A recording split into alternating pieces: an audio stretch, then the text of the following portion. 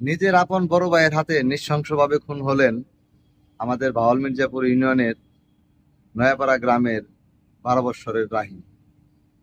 ঘটনাটি ঘটেছে একেবারে আমার বাড়ির কাছে, একেবারে আমার বাড়ির কাছে।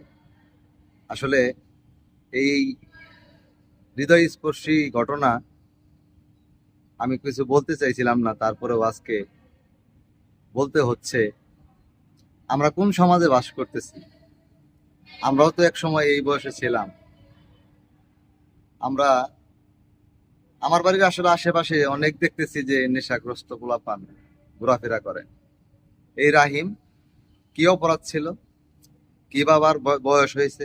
মাত্র 12 বছর বয়স। ক্লাস 6-এ লেখাপড়া করে। তার প্রাণ দিতে হলো তার নেশাগ্রস্ত ভাইয়ের কাছে। আসলে প্রথমে যখন আমি শুনতেছিলাম, গত মাসের 1-2 তারিখের দিকে রাহিমকে খুঁজে পাওয়া যায়নি। আমার একটি গ্রুপ থেকে আমিও নিজেও পোস্ট করেছিলাম নিখোঁজ সংবাদের ঘটনাটি। সংবাদটি শুনে আসলে নিজেরও খারাপ লাগছে। গত 1-2 তারিখে ফেব্রুয়ারি মাসের নিখোঁজ সংবাদটি পাই। পাওয়ার পরে অনেক খোঁজাখুঁজির পরে আসলে পাওয়া যায় নাই। পার্শ্ববর্তী এলাকায় একটি অজ্ঞাতনামা লাশ পাওয়া যায়। সেটার পরবর্তীতে শনাক্ত করা হয় যে এটাই রাহিমের লাশ। রাহিমকে দাফন করা হয় 2-3 দিন আগে। গতকালকে সকালে তারা আপন বড় ভাইকে স্বীকারোক্তিমূলক জবানবন্দি দেয় যে সে নিজেই হত্যা করেছে। পাশাপাশি তার সহযোগী হয়তো থাকতে পারে। আমি আসলে ঘটনাটি শোনার পরে এতটাই মর্মাহত হয়েছি যে আসলে ভাইয়ের কাছে ভাই নিরাপদ না।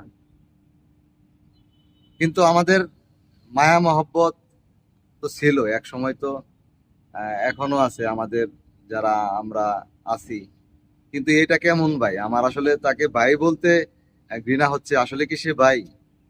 আপন মার পেটের ভাই। কিছু বলার নাই। আসলে যদি সে অপরাধী হয়ে থাকে, তার সাথে কে অপরাধ করছে তাও জানি না। যদি অপরাধী হয়ে থাকে তাদের আহ, তদন্ত সাপেক্ষে দৃষ্টান্তমূলক শাস্তি আশা করছি। আর যেন এইরকম রাহিম আমাদের মাঝ থেকে না হারায়। আমি পূর্বেও আপনাদের রাহিম এবং তার বড় ভাই আলামিনের স্ক্রিনশট দিলাম, আবারও দিচ্ছি। ভালো থাকবেন, সুস্থ থাকবেন, নিজের সন্তানকে হেফাজতে রাখবেন।